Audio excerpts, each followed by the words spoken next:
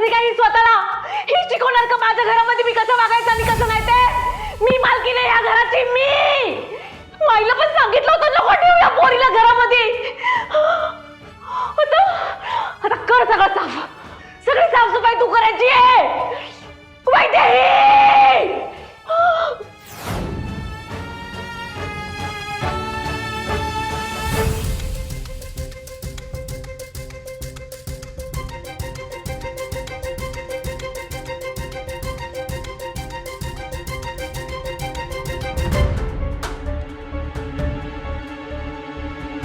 वैदेही, प्रिया, काय झालं?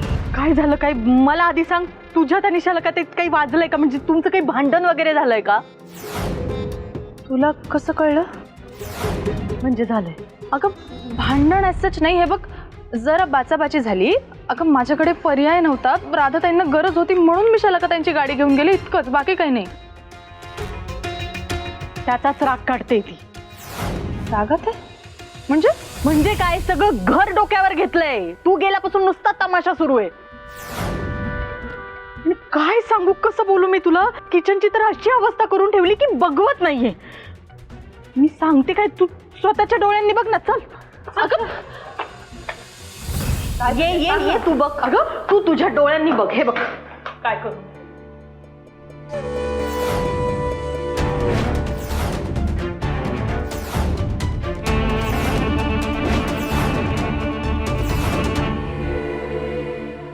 शालका, हे काय केलंय तुम्ही?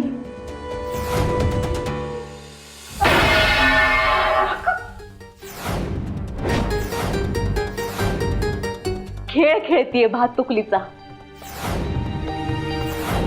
तू पण खेळली असेल ना लहानपणी. तेव्हा कसं आपण पसारा करायचो, तसा पसारा केलाय. तुम्ही काय बोलताय? तुम्हाला कळतंय का? दिसतंय ना? पण थोबाड वर करून विचारतेस कशाला काय करताय म्हणून? आणि तू कोण ग मला विचारणारी? कोण तुम्हाला विचारणारी? तुझं काय संबंध आहे मला विचारायचा? हे घर माझ्या माईचं आहे.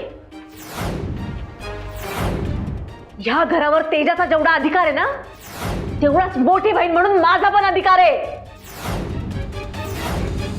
आणि माझ्या माईच्या घरामध्ये माझा अपमान करण्याचा थोबाड जर मला फोडता येत नसेल ना, तर मी घरातल्या वस्तू फोडणार.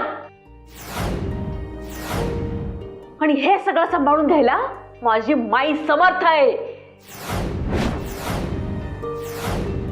शालका ताई, हे सगळं मान्य आहे मला, पण ही नासधूस करून काय मिळणार आहे तुम्हाला?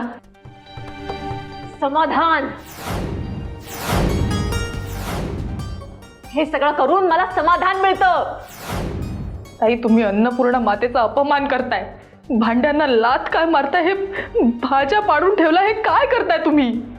हो, मी अन्नपूर्णेचा अपमान करते आणि तू माझा अपमान केलास त्याचं काय? सांग ना.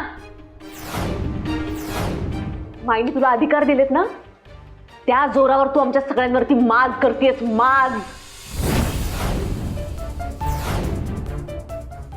ऐकतात ना घरातले नोकर? तुझं सगळं ऐकतात ना? घे बोलवून मग सगळ्यांना आणि हे सगळं साफ करून घे त्यांच्याकडनं.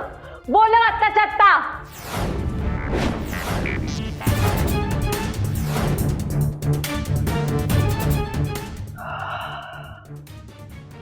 ठीक आहे. प्रिया, राधाताईंना बोलवशील प्लीज?